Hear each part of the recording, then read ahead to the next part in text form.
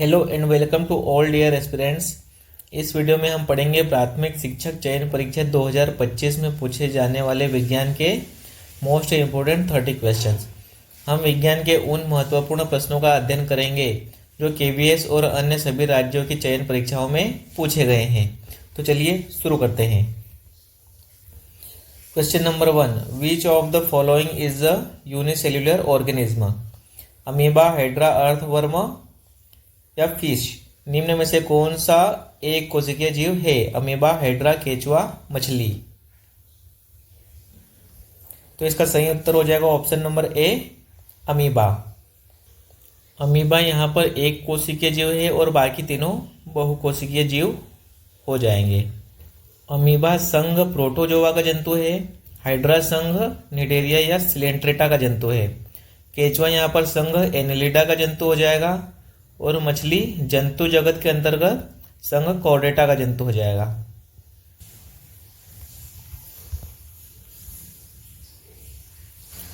प्रश्न संख्या 2, the process of conversion of water into vapour is called condensation, evaporation, sublimation या फिर freezing.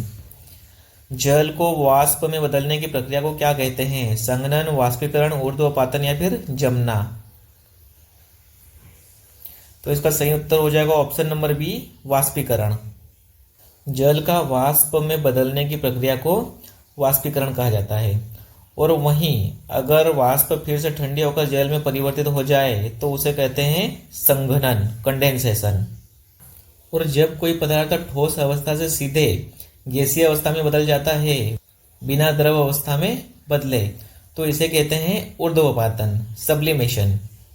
और यहाँ पर फ्रीजिंग और जमना हो जाएगा द्रव पदार्थ का ठोस के रूप में परिवर्तन हो जाना। जब पानी बर्फ में परिवर्तित हो जाता है तो उसे फ्रीजिंग या जमना कहा जाता है। Option number 3, the basic unit of life is atom, cell, tissue या फिर ऑर्गन। जीवन की मौलिक इकाई है परमाणु, कोशिका, ऊतक या फिर अंग। तो इसका सही उत्तर हो जाएगा ऑप्शन नंबर बी, कोशिका। जीवन की मौलिक इकाई कोशिका होती है। कोशिका को जीवन की संरचनात्मक एवं कार्यात्मक इकाई कहते हैं। और जो ऊतक होता है वो कई सारी कोशिकाओं से मिलकर बना होता है। और जो अंग होता है वो कई सारे ऊतकों के मिलने से बना होता है। और जो परमाणु दिया हुआ है वो हो जाएगी पदार्थ की सबसे छोटी इकाई। जीवन की मौलिक इकाई कोशिका होती है और पदार्थ की सबसे छोटी इकाई परमाणु होती है। प्रश्न संख्या 4, plant cell wall is mainly made up of protein, starch, cellulose या फिर ग्लूकोज। पौधों की कोशिका भित्ति मुख्यतः किससे बनी होती है? प्रोटीन, स्टार्च, सेल्यूलोज या फिर ग्लूकोज। तो इसका सही उत्तर हो जाएगा ऑप्शन नंबर सी, सेल्यूलोज। पौधों की कोशिका भित्ति सेल्यूलोज की बनी होती है।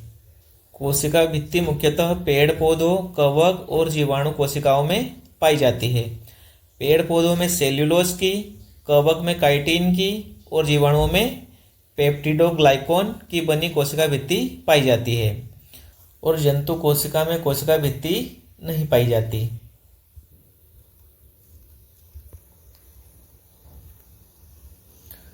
प्रश्न संख्या 5, which of the following is not a characteristic of particles of matter? They have space between them, they are in a state of rest, they are continuously moving, they attract each other. इनमें से कौन सा पदार्थ के कणों की विशेषता नहीं है?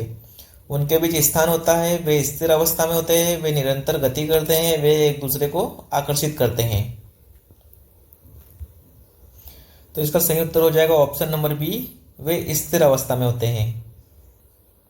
तो यहाँ पर जो 3 विशेषताएं हैं वो सही हैं और ऑप्शन नंबर बी, वे स्थिर अवस्था में होते हैं, वह गलत हो जाएगी। पदार्थ के कणों के बीच में स्थान होता है, वे निरंतर गति भी करते हैं और वे एक दूसरे को आकर्षित भी करते हैं, लेकिन वे स्थिर अवस्था में नहीं होते हैं।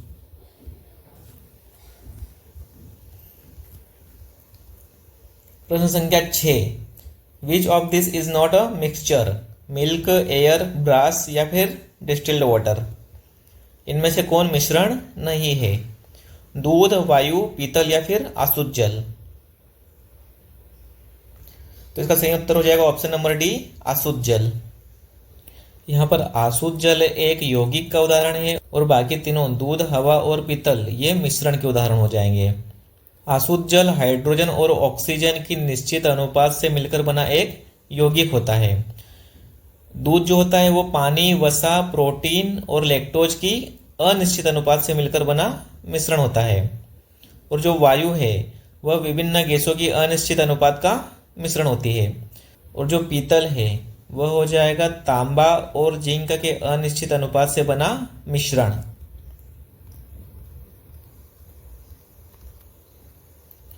प्रश्न संख्या 7, the chemical formula of quick lime is.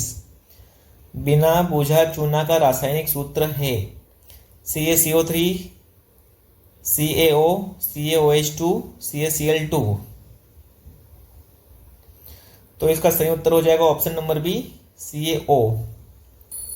इस प्रश्न में Ca कैल्शियम के लिए आया है, O ऑक्सीजन के लिए, CO3 कार्बोनेट के लिए और Cl क्लोरीन के लिए और OH हाइड्रोक्साइड होती है। तो CaO को पढ़ते हैं कैल्शियम ऑक्साइड। कैल्शियम ऑक्साइड को बोलते हैं क्विक लाइम या फिर बिना बुझा चूना। CaOH2 इसको बोलते हैं कैल्शियम हाइड्रोक्साइड और कैल्शियम हाइड्रोक्साइड को कहा जाता है बुझा हुआ चूना। CaCO3 इसको पढ़ते हैं कैल्शियम कार्बोनेट। कैल्शियम कार्बोनेट का मतलब होता है चूना पत्थर या खड़िया। फिर दिया हुआ है CaCl2, इसको पढ़ते हैं कैल्शियम क्लोराइड। तो यहाँ पर सही उत्तर हो जाएगा ऑप्शन नंबर बी, बिना बुझा हुआ चूना कैल्शियम ऑक्साइड हो जाएगा। प्रश्न संख्या 8, the number of chromosomes in human body cells is 46, 23, 44, 22। मानव शरीर की कोशिकाओं में गुणसूत्रों की संख्या होती है 46, 23, 44 या फिर 22। तो इसका सही उत्तर हो जाएगा ऑप्शन नंबर ए, 46। मानव शरीर की कोशिकाओं में गुणसूत्रों की संख्या होती है 46 और जनन कोशिकाओं में गुणसूत्रों की संख्या पाई जाती है 23 शुक्राणु के अंदर और 23 अंडाणु के अंदर।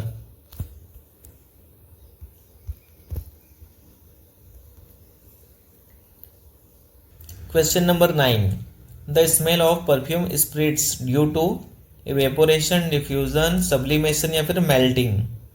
परफ्यूम की खुशबू फैलती है वाष्पीकरण से, प्रसरण से, ऊर्ध्वपातन से या फिर गलन से।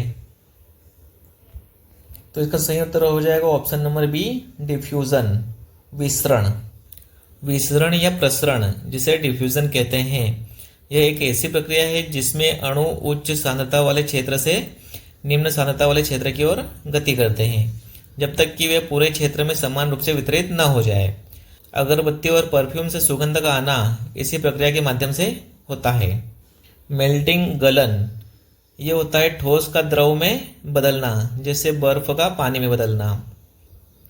वाष्पीकरण हो जाता है द्रव का गैस के रूप में परिवर्तन। और यहाँ पर दिया हुआ है ऊर्ध्वपातन। ऊर्ध्वपातन का मतलब होता है ठोस का सीधे गैस में बदल जाना, बिना द्रव अवस्था में बदले। जैसे कपूर जो होती है वो ठोस होती है लेकिन वो बिना द्रव अवस्था में बदले डायरेक्ट गैस के रूप में उड़ जाती है।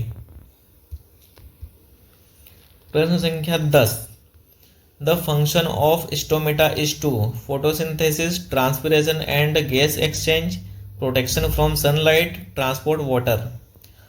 रंध्र का कार्य है प्रकाश संश्लेषण करना, वाष्पोत्सर्जन और गैसों का आदान प्रदान, सूर्य की किरणों से रक्षा करना या फिर जल का परिवहन करना। तो इसका सही उत्तर हो जाएगा ऑप्शन नंबर बी, वाष्पोत्सर्जन और गैसों का आदान प्रदान। स्टोमेटा और रंध्र का कार्य होता है वाष्पोत्सर्जन और गैसों का आदान प्रदान करना। प्रकाश संश्लेषण की क्रिया पत्तियों के अंदर मेसोफिल कोशिकाओं में होती है जहां पर क्लोरोफिल पाया जाता है। सूर्य की किरणों से रक्षा होती है प्रकाश संश्लेषण के माध्यम से और जल का परिवहन होता है जाइलम के द्वारा। Question number 11, which of the following organ controls reflex actions. Brain, heart, spinal cord या फिर किडनी। निम्न में से कौन सा अंग रिफ्लेक्स क्रियाओं को नियंत्रित करता है? मस्तिष्क, हृदय, मेरुरज्जु या फिर वृक्क। इसका सही उत्तर हो जाएगा option number C, spinal cord, मेरुरज्जु। रिफ्लेक्स एक्शंस को हिंदी में कहते हैं प्रतिवर्ती क्रिया।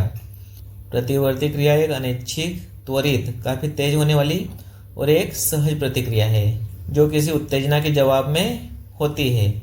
यह प्रतिक्रिया बिना सोचे समझे होती है, यानी इसमें मस्तिष्क शामिल नहीं होता है।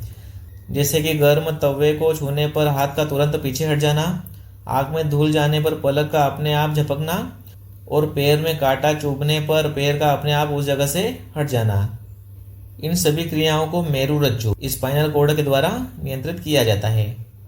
मस्तिष्क का काम होता है सोचना, समझना और तर्क करना। हृदय ब्लड को पूरे शरीर में थ्रो करने वाला एक पंप होता है और किडनी उत्सर्जन तंत्र का मुख्य अंग है। Question number 9, which of the following is a renewable source of energy? Coal, petroleum, wind या फिर नेचुरल गैस। निम्न में से कौन अक्षय ऊर्जा का स्रोत है? कोयला, पेट्रोलियम, पवन या फिर प्राकृतिक गैस। तो इसका उत्तर हो जाएगा ऑप्शन नंबर सी, विंड, पवन। वायु हमेशा चलती रही है और आगे भी चलती रहेगी, इसलिए ये अक्षय ऊर्जा स्रोत होती है। लेकिन कोयला, पेट्रोलियम और प्राकृतिक गैस का उपयोग होने के बाद उन्हें पुनः प्राप्त नहीं किया जा सकता, इसलिए ये अक्षय ऊर्जा स्रोत हो जाएंगे। प्रश्न संख्या 13, kinetic energy depends on mass and velocity, mass and height, volume and pressure, distance and time. गतिज ऊर्जा निर्भर करती है द्रव्यमान और वेग, द्रव्यमान और ऊंचाई, आयतन और दाब, दूरी और समय। तो इसका सही उत्तर हो जाएगा ऑप्शन नंबर ए, द्रव्यमान और वेग। गतिज ऊर्जा का सूत्र होता है हाफ mv², 1/2 गुणा द्रव्यमान गुणा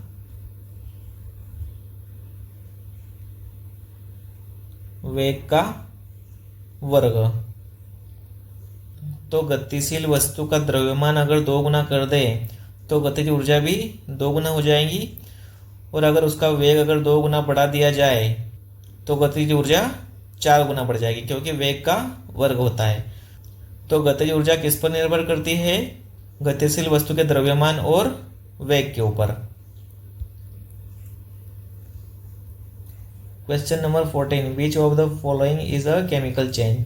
melting of ice, boiling of water, burning of paper, dissolving salt in water. निम्न में से कौन सा रासायनिक परिवर्तन है? बर्फ का पिघलना, जल का उबलना, कागज का जलना या फिर पानी में नमक का घुलना। तो इसका सही उत्तर हो जाएगा option number C, burning of paper, कागज का जलना। रासायनिक परिवर्तन ऐसा परिवर्तन है जिसमें एक पदार्थ नए पदार्थ में परिवर्तित हो जाता है तथा उसको पहली अवस्था में फिर से नहीं लाया जा सकता। कागज के जलने के बाद में उसे फिर से कागज नहीं बनाया जा सकता, इसलिए कागज का जलना हो जाएगा रासायनिक परिवर्तन। बाकी तीनों ऑप्शन जो दिए गए हैं वो भौतिक परिवर्तन के उदाहरण हो जाएंगे, फिजिकल चेंज के। बर्फ के पिघलने के बाद उसे कम तापमान पर रखने से पिघला हुआ पानी फिर से बर्फ बन जाएगी। जल का उबलना, जल अगर उबलने के बाद गैस के रूप में परिवर्तन हुआ है तो उस वाष्पित गैस को फिर से ठंडा करने पर वह जल में परिवर्तित हो जाएगी। और पानी में नमक के घुलने के बाद वाष्पीकरण या आसवन विधि द्वारा दोनों को अलग किया जा सकता है। Question number 15, which acid is produced in the stomach? Nitric acid, sulphuric acid, hydrochloric acid या फिर एसिटिक एसिड। पेट में कौन सा अम्ल उत्पन्न होता है? नाइट्रिक अम्ल, सल्फ्यूरिक अम्ल, हाइड्रोक्लोरिक अम्ल या फिर एसिटिक अम्ल। तो इसका उत्तर हो जाएगा ऑप्शन नंबर सी, हाइड्रोक्लोरिक अम्ल। हाइड्रोक्लोरिक अम्ल का रासायनिक सूत्र होता है HCl। नाइट्रिक अम्ल का सूत्र होता है HNO3।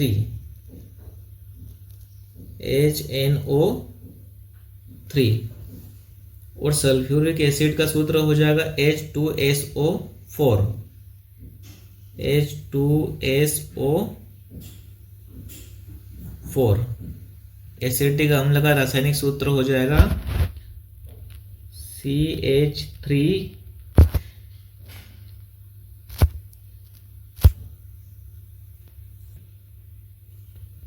और एसिटिक अम्ल का रासायनिक सूत्र हो जाएगा CH3COOH।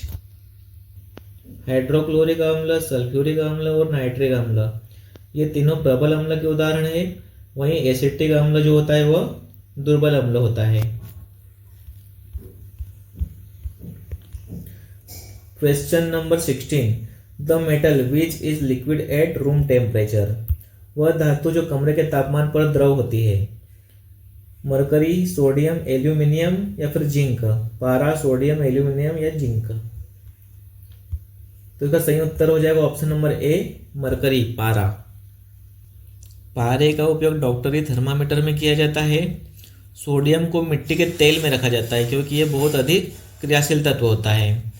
एल्यूमिनियम से बिजली के तार बनाए जाते हैं। और जिंक का उपयोग जंग से बचाने के लिए लोहे और इस्पात पर गैल्वेनाइजिंग के रूप में किया जाता है। Question number 17, which acid is present in lemon. Acetic acid, citric acid, hydrochloric acid और सल्फ्यूरिक एसिड। नींबू में कौन सा अम्ल पाया जाता है? एसिटिक अम्ल, साइट्रिक अम्ल, हाइड्रोक्लोरिक अम्ल या फिर सल्फ्यूरिक अम्ल। तो इसका सही उत्तर हो जाएगा ऑप्शन नंबर बी, साइट्रिक अम्ल। नींबू के अंदर साइट्रिक अम्ल पाया जाता है। एसिटिक अम्ल सिरका के अंदर पाया जाता है। और हाइड्रोक्लोरिक अम्ल लेबोरेटरी के अलावा मनुष्य के आमाशय में उत्पन्न होता है। और सल्फ्यूरिक अम्ल का उपयोग वाहनों की बैटरियों में किया जाता है। प्रश्न संख्या 18, which gas is evolved when metal reacts with acid. Oxygen, hydrogen, carbon dioxide. जब धातु अम्ल से क्रिया करती है तो कौन सी गैस निकलती है?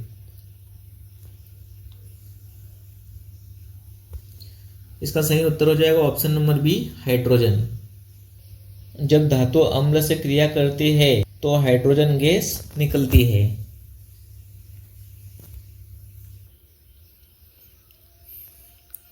इस समीकरण में एक धातु है सोडियम और उसकी क्रिया करवाई गई है एक अम्ल के साथ जो कि है हाइड्रोक्लोरिक अम्ल।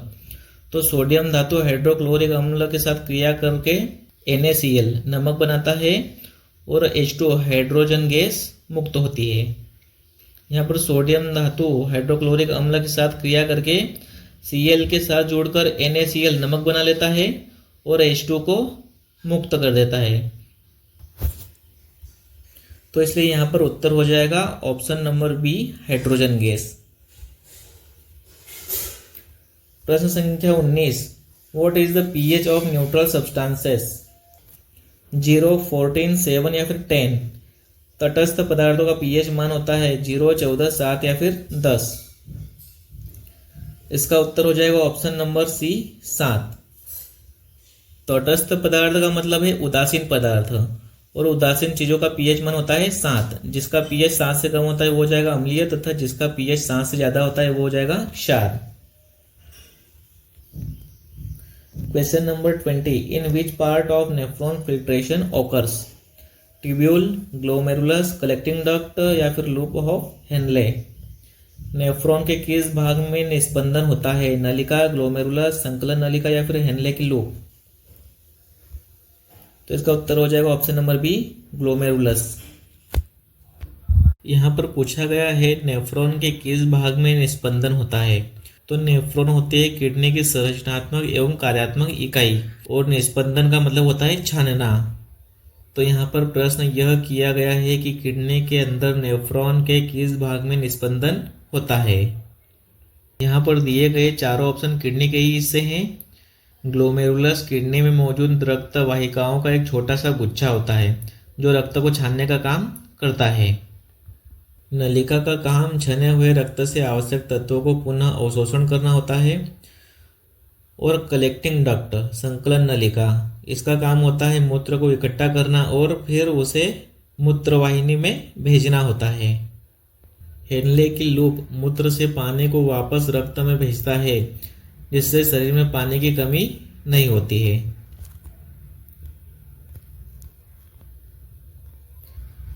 Question number 21, which hormone regulates sugar in blood? Adrenaline, insulin, thyroxine या फिर एस्ट्रोजन?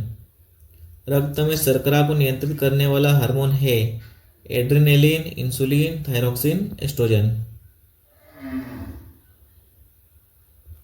तो इसका सही उत्तर हो जाएगा option number B, insulin hormone. Insulin hormone रक्त में शर्करा की मात्रा को नियंत्रित करता है तथा हमें डायबिटीज, मधुमेह जैसे रोगों से बचाता है। एड्रेनालिन हार्मोन तनाव और खतरे की स्थिति में सक्रिय हो जाता है। इसे फाइट या फ्लाइट हार्मोन, लड़ो या भागो हार्मोन भी कहा जाता है। थायरोक्सिन हार्मोन का मुख्य कार्य शरीर में होने वाली मेटाबॉलिक प्रोसेस को नियंत्रित करना होता है, यानी कि चय अपचय क्रियाओं का नियंत्रण। एस्ट्रोजन हार्मोन महिलाओं में स्रावित होने वाला हार्मोन है, जिसका काम प्रजनन, स्वास्थ्य और यौन विकास करना होता है। Question number 22, which of the following is not a green house gas? निम्न में से कौन से ग्रीन हाउस गैस नहीं है? Carbon dioxide, methane, oxygen, nitrous oxide? तो इसका सही उत्तर हो जाएगा ऑप्शन नंबर सी, ऑक्सीजन। तो जो ऑक्सीजन गैस है वह ग्रीन हाउस गैस नहीं होती है।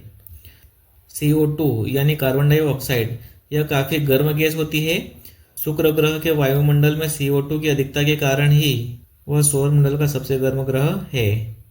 Methane gas CH4, methane gas को मार्स गैस या दलदली गैस कहा जाता है।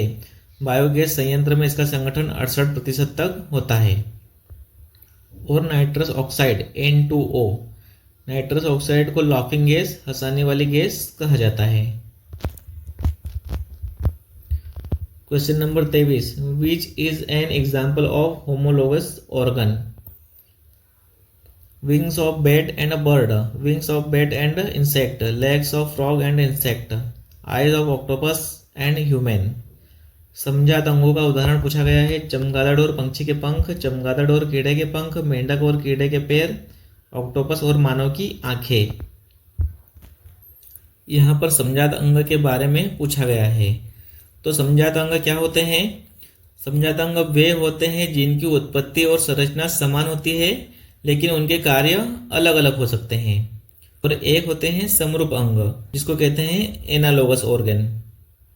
समरूप अंग की उत्पत्ति और संरचना भिन्न होती है, लेकिन कार्य समान होता है। चमगादड़ व पक्षी के पंख अलग अलग है, लेकिन कार्य समान है, इसलिए ये समरूप अंग का उदाहरण होंगे। चमगादड़ और कीड़े के पंख दोनों उड़ने का काम करते हैं, लेकिन इनकी उत्पत्ति का तरीका बिल्कुल अलग है, इसलिए ये भी समरूप अंग हो जाएंगे। मेंढक और कीड़े के पैर अलग तरह से विकसित हुए हैं, लेकिन इनका काम होता है चलने का, मतलब कार्य यहाँ पर एक जैसा है लेकिन उत्पत्ति अलग है, तो इसलिए ये भी हो जाएंगे समरूप अंग का उदाहरण। ऑक्टोपस और मनुष्य की आंखें भी अलग अलग तरीके से विकसित हुई है, लेकिन उन दोनों का कार्य होता है देखना, तो यहाँ पर यह ऑप्शन भी हो जाएगा समरूप अंग। मतलब इसका सही उत्तर हो जाएगा इनमें से कोई नहीं। ये चारों ऑप्शन हो जाएंगे समरूप अंग के उदाहरण, इसमें समझात अंग का कोई भी उदाहरण नहीं है। समझात अंग का उदाहरण हो जाएगा मनुष्य का हाथ, घोड़े के आगे वाले पैर और पक्षी के पंख। ये तीनों एक ही मूल संरचनाओं के बने होते हैं, और इन तीनों जीवों में इन अंगों का विकास अग्रभुजा के रूप में एक समान हुआ है, लेकिन तीनों जीव इन अंगों को अलग तरीके से कार्य में लेते हैं। मनुष्य के हाथ का काम होता है पकड़ना, घोड़े के अग्र पैरों का काम होता है चलना, और पक्षियों के पंखों का काम होता है उड़ना।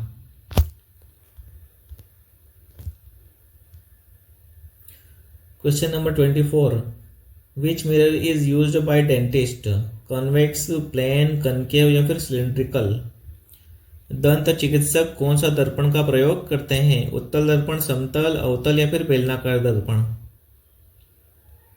तो इसका सही उत्तर हो जाएगा ऑप्शन नंबर सी, अवतल दर्पण। अवतल दर्पण का उपयोग डेंटिस्ट के अलावा गाड़ी की हेडलाइट, टॉर्च और सैलून के ग्लास में किया जाता है। उत्तल दर्पण का उपयोग वाहनों के साइड मिरर, पीछे के दृश्य को देखने के लिए किया जाता है। इसके अलावा सुरक्षा कैमरों व यातायात कैमरों में भी उत्तल दर्पण का प्रयोग किया जाता है। समतल दर्पण का उपयोग हमारे घरों में किया जाता है चेहरा देखने में। हमारे घर में जो आईना लगा होता है वह समतल दर्पण ही होता है। उसके अलावा सोलर कुकर और पेरिस्कोप बनाने में भी समतल दर्पण का उपयोग किया जाता है। बेलनाकार दर्पण का उपयोग ऑप्टिकल उपकरणों जैसे लेजर स्कैनर और लेजर डायोड सिस्टम में किया जाता है। Question number 25। The most reactive metal among the following is gold, copper, sodium, iron. निम्न में से सबसे अभिक्रियाशील धातु है। इसमें बताना है सबसे अधिक क्रियाशील धातु कौन सी है। तो इसका सही उत्तर हो जाएगा ऑप्शन नंबर सी, सोडियम। अभिक्रियाशील धातुओं की श्रृंखला में कुल 14 तत्व शामिल है और उन धातुओं की क्रियाशीलता के आधार पर उन्हें एक निश्चित क्रम में रखा गया है और वह क्रम है potash, sodium, calcium, magnesium, aluminium, zinc, लोहा, सीसा, हाइड्रोजन, कॉपर, पारा, चांदी, सोना और प्लेटिनम। अभिक्रियाशील धातुओं की श्रृंखला में सर्वाधिक क्रियाशील पोटास होता है जो पानी में भी आग पकड़ लेता है। सोडियम भी बहुत ज़्यादा क्रियाशील है, इसलिए दोनों को मिट्टी के तेल में रखा जाता है। सोने पर कभी जंग नहीं लगती क्योंकि वह बहुत कम क्रियाशील तत्व है। इस श्रृंखला में पोटास सबसे अधिक व प्लेटिनम सबसे कम क्रियाशील तत्व होता है। यहाँ पर ऑप्शन पे पोटास नहीं दिया गया है, लेकिन पोटास के बाद जो सर्वाधिक अभिक्रियाशील धातु है वह है sodium. Question number 26। The image formed by a plane mirror is real and inverted, virtual and erected, real and magnified, inverted and diminished. समतल दर्पण द्वारा बनी छवि होती है वास्तविक और उल्टी, आभासी और सीधी, वास्तविक और बड़ी हुई, उल्टी और छोटी। तो इसका सही उत्तर हो जाएगा option number B, virtual and erect, आभासी और सीधी। जो दर्पण सीधा प्रतिबिंब बनाता है वह हमेशा आभासी होता है और जो दर्पण उल्टा प्रतिबिंब बनाता है वह हमेशा वास्तविक प्रतिबिंब होता है। तो हमेशा ही उल्टे प्रतिबिंब के साथ वास्तविक प्रतिबिंब बनेगा और सीधे प्रतिबिंब के साथ हमेशा आभासी प्रतिबिंब बनेगा। समतल दर्पण हमारे घरों में आईने के रूप में उपयोग होता है जो आभासी व सीधा प्रतिबिंब बनाता है। उत्तल दर्पण हमेशा वस्तु का प्रतिबिंब सीधा व आभासी बनाता है और अवतल दर्पण में जो प्रतिबिंब बनता है वह उल्टा व वास्तविक होता है। लेकिन अवतल दर्पण के केस में जब वस्तु को फोकस बिंदु व ध्रुव के बीच में रखा जाता है तब अवतल दर्पण भी आभासी व सीधा प्रतिबिंब बनाने लगता है। Question number 27। The chemical formula of washing soda is. Washing soda का रासायनिक सूत्र है NaCO3 CaCO3 Na2CO3 10H2O NaOH। इसका उत्तर हो जाएगा ऑप्शन नंबर सी, Na2CO3 10H2O।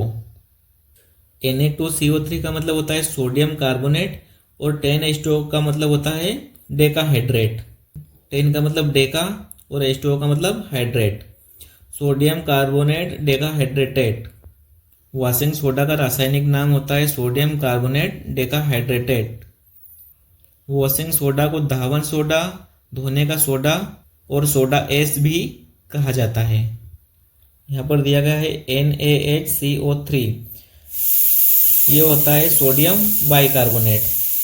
सोडियम बाइकार्बोनेट को बेकिंग सोडा, खाने का सोडा और मीठा सोडा भी कहा जाता है। CaCO3 होता है कैल्शियम कार्बोनेट जिसे सामान्य भाषा में चूना पत्थर व खड़िया कहा जाता है। NaOH इसका पूरा नाम है सोडियम हाइड्रोक्साइड। यह एक प्रबल क्षार होता है। Question number 28। Which law is used in balancing chemical equations. Law of conservation of energy, law of conservation of mass, Newton's law, Ohm's law. रासायनिक समीकरणों को संतुलित करने में किस नियम का उपयोग होता है। ऊर्जा संरक्षण का नियम, द्रव्यमान संरक्षण का नियम, न्यूटन का नियम या फिर ओम का नियम। तो इसका उत्तर हो जाएगा ऑप्शन नंबर बी, द्रव्यमान संरक्षण का नियम। पहले इन सभी नियमों को एक बार जान लेते हैं। ऊर्जा संरक्षण का नियम कहता है कि न तो ऊर्जा को बनाया जा सकता है और न ही ऊर्जा को नष्ट किया जा सकता है, बल्कि इसे एक रूप से दूसरे रूप में परिवर्तित किया जा सकता है। इसके बाद है द्रव्यमान संरक्षण का नियम। द्रव्यमान संरक्षण का नियम यह कहता है कि किसी रासायनिक अभिक्रिया में न तो द्रव्यमान का निर्माण होता है और न ही नष्ट होता है, बल्कि एक रूप से दूसरे रूप में रूपांतरित होता है। ओम का नियम विद्युत से संबंधित है, जो कहता है कि किसी चालक की भौतिक अवस्था जैसे ताप और लंबाई में कोई परिवर्तन न हो तो उसके सिरों पर आरोपित विभवांतर उसमें प्रवाहित विद्युत धारा के अनुक्रमानुपाती होता है। न्यूटन के द्वारा गति के 3 नियम दिए गए हैं, जिनको हम आगे समझेंगे। हमने जो 3 नियमों पर चर्चा की, उन तीनों नियमों में से द्रव्यमान संरक्षण का नियम रासायनिक अभिक्रियाओं के लिए लागू होता है। अतः किसी भी रासायनिक अभिक्रिया में रासायनिक समीकरणों को संतुलित करने में द्रव्यमान संरक्षण के नियम का उपयोग किया जाता है। तो इसका सही उत्तर हो जाएगा ऑप्शन नंबर बी, द्रव्यमान संरक्षण का नियम। प्रश्न संख्या 29। Which law explains that an object remains in uniform motion unless acted upon by an external force? Newton's first law, Newton's second law, Newton's third law, law of conservation of mass। कौन सा नियम बताता है कि कोई वस्तु तब तक समान गति में रहती है जब तक उस पर कोई बाहरी बल कार्य न करे? तो इसका सही उत्तर हो जाएगा option number A, Newton's first law, Newton का पहला नियम। न्यूटन का पहला नियम कहता है कोई वस्तु अपनी विराम अवस्था में या एक समान गति की अवस्था में तब तक रहती है जब तक उस पर कोई बाहरी बल कार्य न करे। न्यूटन की गति का दूसरा नियम कहता है कि किसी वस्तु के संवेग परिवर्तन की दर उस पर लगने वाले बल के समानुपाती होती है और यह परिवर्तन बल की दिशा में होता है। और न्यूटन का तीसरा नियम यह कहता है प्रत्येक क्रिया की हमेशा एक समान और विपरीत दिशा में प्रतिक्रिया होती है। तो यहाँ पर जो लाइन दी गई है, कौन सा नियम बताता है कि कोई वस्तु तब तक समान गति में रहती है जब तक उस पर कोई बाहरी बल कार्य न करे? तो यह हो जाएगा न्यूटन का पहला नियम। Question number 30। Which of the following is a sexually transmitted disease? निम्न में से कौन एक यौन संचारित रोग है? Typhoid, AIDS, cholera, TB. तो इसका सही उत्तर हो जाएगा ऑप्शन नंबर बी, एड्स। तो इनमें यौन संचारित रोग हो जाएगा एड्स। एड्स एक विषाणु जनित रोग है जो HIV वायरस द्वारा फैलता है। एड्स का पूरा नाम एक्वायर्ड इम्यूनो डेफिशिएंसी सिंड्रोम है और यह असुरक्षित यौन संबंध, संक्रमित रक्त के संपर्क में आने व संक्रमित मां से बच्चे में फैलता है। वहीं टाइफाइड, कोलेरा व टीबी जीवाणु जनित रोग है। टाइफाइड साल्मोनेला टाइफी से फैलता है जिसमें तेजी से बुखार आता है। कोलेरा विब्रियो कोलेरा नामक जीवाणु द्वारा फैलता है जिसमें उल्टी, दस्त और डिहाइड्रेशन की समस्या हो जाती है। और टीबी माइकोबैक्टीरियम ट्यूबरकुलोसिस जीवाणु द्वारा फैलाई जाती है। टीबी में भी लंबे समय तक बुखार बना रहता है। यहाँ पर विज्ञान के 30 प्रश्नों का तीसरा टेस्ट समाप्त होता है। Thank you.